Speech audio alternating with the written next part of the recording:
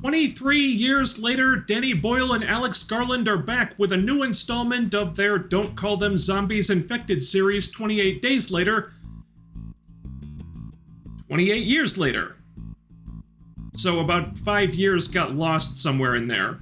Not sure how that happened, but it's not really important. This movie caused quite a stir when that first trailer dropped a few months ago. The internet really went nuts over it. It was so gritty and cool, post-apocalyptic survival horror. Looks like the military gets involved with them mowing down infected everywhere before getting killed themselves. Action, action, action. And then there's that super creepy boneyard place. Holy crap, what's that about? People were really buzzing about this thing. So they may have raised expectations a little too high here because all that stuff is technically in the movie, but it's not what the movie focuses on, and it's not done in the way you're probably expecting. And I'll say this up front, I like this movie, but I don't love it. It's not the movie the trailers made it look like, and I probably wouldn't argue with someone who dislikes it. What it looked like was things have gone from bad to worse, the world has fallen apart, and now here's Kick-Ass and his kid sidekick killing infected in a forest for 2 hours. And there is some of that, but it's really not what the movie is about. It's not even really about Aaron Taylor Johnson. It's really about the kid. The kid is the main character. It's 2.8 decades after the rage virus outbreak. The infection has been contained in Britain, which has been pretty much quarantined off from the rest of the world. And there's this small village of people living on an island connected to the mainland by this land bridge that's underwater at high tide. So they've been able to keep the infected out and live peacefully there, but they do need to go to the mainland periodically for supplies and hunting deer and stuff. The first part of the movie is the dad taking his son to the mainland for his first infected hunt, I guess, like a rite of passage type of thing. And then the second part of the movie is the son and the mother going back to the mainland because of reasons. That's about the gist of it. So the kid is really the lead of the film. And credit where it's due, Alfie Williams, who plays the kid, Spike, does a great job here. And that was a big gamble. Untested child actor has to carry the movie. Yeah, they've got a great supporting cast. Jodie Comer, ATJ, Ralph Fiennes, who do a lot of the heavy lifting and are all terrific here. Jodie Comer especially, she's fabulous. But Williams holds up his end and does everything the movie asks of him. You don't have to worry about him. This kid is talented. Now, something people may have been worrying about is, it's been so long since we've had one of these movies. Do you need to have seen the other two to understand this one? No, you don't. It tells you everything you need to know. There was a zombie outbreak in Britain. Now it's 28 years later. Bob's your uncle. There you go. There's no real continuity to keep track of. In fact, I think this plays better if you just disregard the second film entirely. I hesitate to use the word retcon, but it does seem like they're just ignoring those events, which...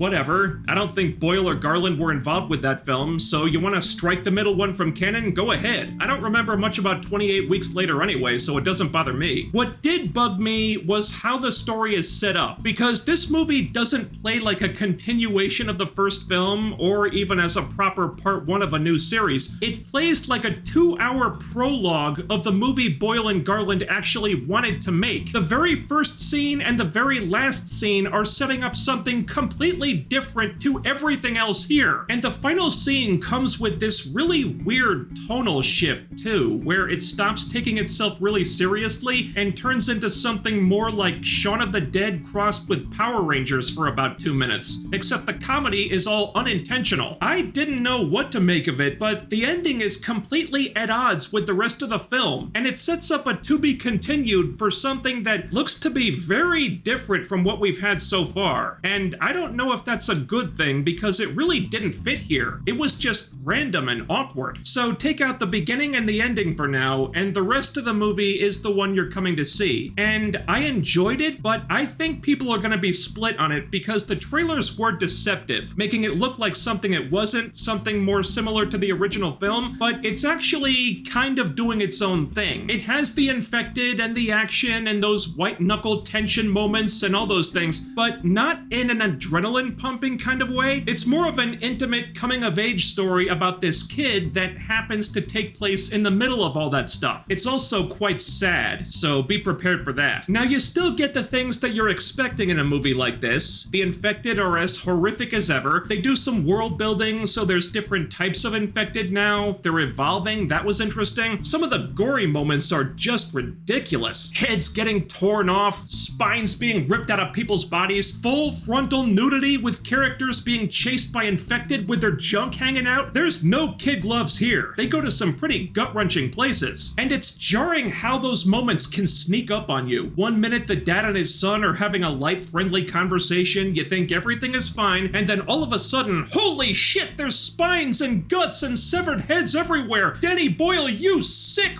freak! It almost felt like they went overboard on a few places. Like you wanted to take the filmmakers aside and say, dudes, chill out, dial it back to 11. It's okay, you've done your jobs very well, but there is such a thing as overkill. Remember that saying you folks across the pond have in times like this.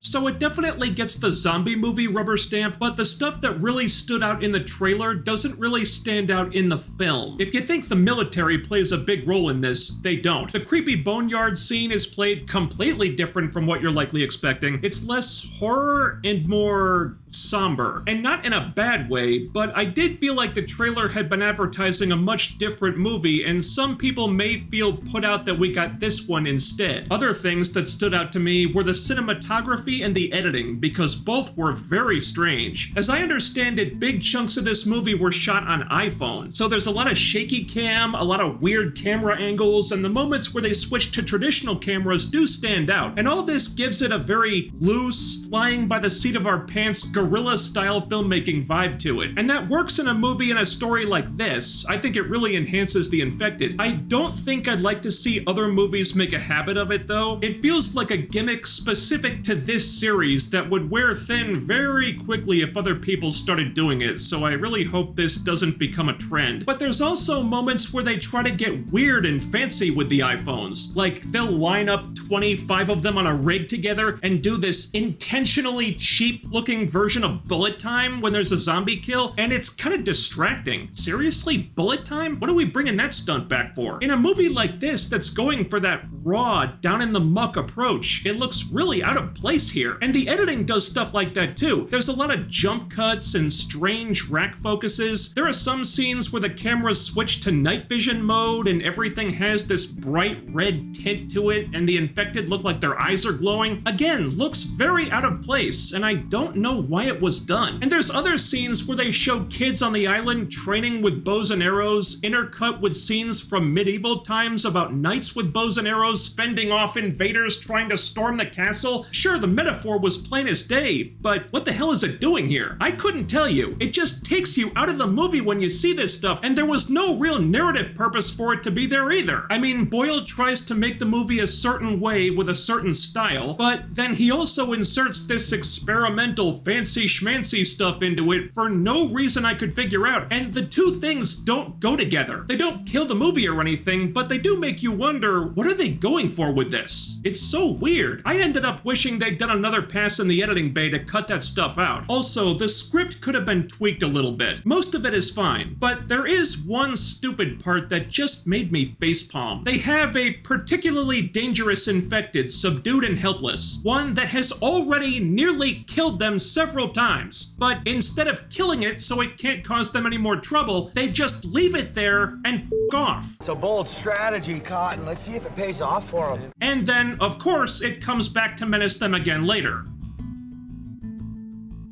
You f***ing idiots! Why didn't you just kill it when you had the chance? Are you trying to die? Maybe. I don't know. That and the final scene were two very strange gaffes in a script that was otherwise pretty solid. The emotional parts are very effective. It has a lot of humanity to it, especially in the third act. You sympathize with the kid even if you might not agree with what he does, and I'm sure a lot of people won't agree. The story does take a pretty bizarre hard left turn in the last few minutes, but that's more of a problem for the inevitable inevitable sequel, not this movie. Really, I think the make or break for this film is gonna be people having been led to believe it's some balls-to-the-wall survival horror action romp, only to get a quieter film that does have those things, but goes a different way with them than the marketing would suggest because it also wants to tell a different story and make you feel some things along the way. False advertising? Yeah, a little bit, but hell, it's not like trailers haven't been doing that forever, and it worked on me. I think it's the most emotionally impactful film so far in the 28 days, weeks, and or years series, but other people may feel differently. Someone else might get restless because there's too much downtime and find it boring. There's probably gonna be two camps on this one. I think it's a good movie, albeit one that makes some very strange choices that don't all work, but I also understand why someone who dislikes it would feel that way, and defending it is not a hill I'm about to die on. This is gonna be a personal preference thing. I appreciated the movie for the good stuff in it, great cast, surprisingly heartfelt story, but that's in spite of some of the things it tries to do that don't land, and it does set up something really weird at the end that could potentially go off the rails in a big hurry. So if you plan on seeing 28 years later, my advice would be just enjoy the good stuff that's in there while you've got it, because it might not last much longer. Thanks so much for watching. While you're here, ding that bell icon and follow all of my social media so you can always be notified when I upload new stuff. The links are down there. And this channel is a one-man operation. I do all this stuff myself, so help me out by doing all the other YouTube things, smashing that like button, leaving a comment, sharing the video, subscribing if you haven't already, and making sure you're still subscribed, because what really deserves to be infected with rage and reduced to a mindless, bloodthirsty freak is the YouTube algorithm.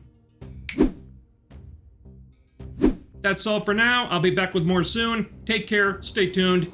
I'll see you next time.